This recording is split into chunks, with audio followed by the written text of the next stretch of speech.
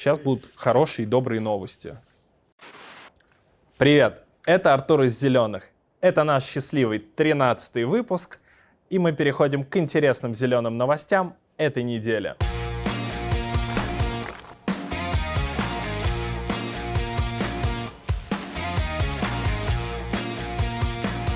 Как лишить город воды на целый день? Не то чтобы это полезный лайфхак, но в Челябинске за это шарят. Неделю назад в Троицке было обнаружено превышение норм вредных веществ в реке Санарка и Уй. Ну как вредных? В один прекрасный момент жители обнаружили, что из крана у них течет аммиак. Слушай, а ловко ты это придумал. Я даже вначале не понял. Молодец. Источник загрязнения воды был обнаружен на полях возле мясоперерабатывающего предприятия Ромкор. Ромкор не парился с утилизацией отходов и сливал их прямо на поля. Иронично. Оттуда отходы попадали в реку Санарка, а потом в реку Уй. Теперь виновник должен заплатить крупный штраф. Еще Росприроднадзор и Россельхознадзор рассчитывают ущерб, нанесенный окружающей среде. Ущерб будет немаленький, потому что, как сообщают жители, в Санарке от загрязнения вымерла вся рыба. Сток в реку ликвидировали, а показатели концентрации веществ пришли к допустимым значениям. Поля, на которые сбрасывались отходы, теперь подлежат рекультивации. Ну, что тут можно сказать? Колбаса и мясо — это, конечно, вкусно, а вот вода с аммиаком не очень. Не очень. Молочные реки и навозные берега. Именно так теперь выглядит речка Большая Липня во Владимирской области. Жители пожаловались на едкий запах, исходящий от воды, нехарактерную пену и рыбу, плавающую вверх животом.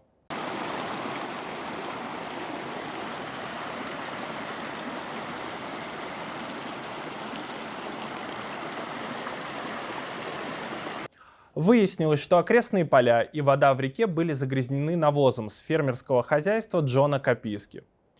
Росприроднадзор намерен привлечь к ответственности компанию ООО «Рождество».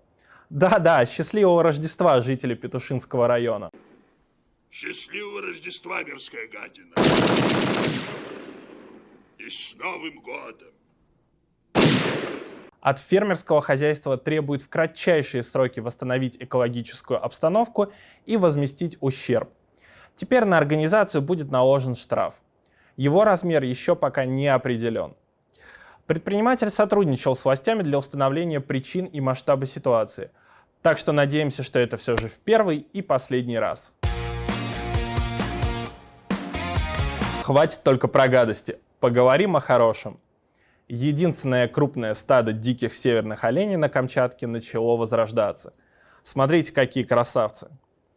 Обитающий на Камчатке дикий северный олень самый крупный в Евразии.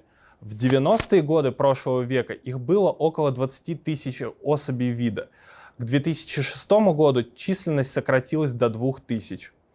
Их занесли в Красную книгу Камчатки. За 10 лет испытания стихией, извержение вулкана Кизимен, выпадение пепла на традиционные зимние пастбища, восстановление пастбищ, животные смогли выжить и сохранить популяцию.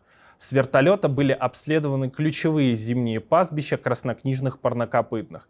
За 3 года численность диких северных оленей выросла на 20%. Сейчас стадо составляет почти 350 особей. Надеемся, что среди людей не найдутся олени, которые будут покушаться на жизни таких прекрасных животных. Сегодня начался «Экодиктант». «Экодиктант» — это ежегодный проект, направленный на формирование экологической культуры и популяризацию экологических знаний.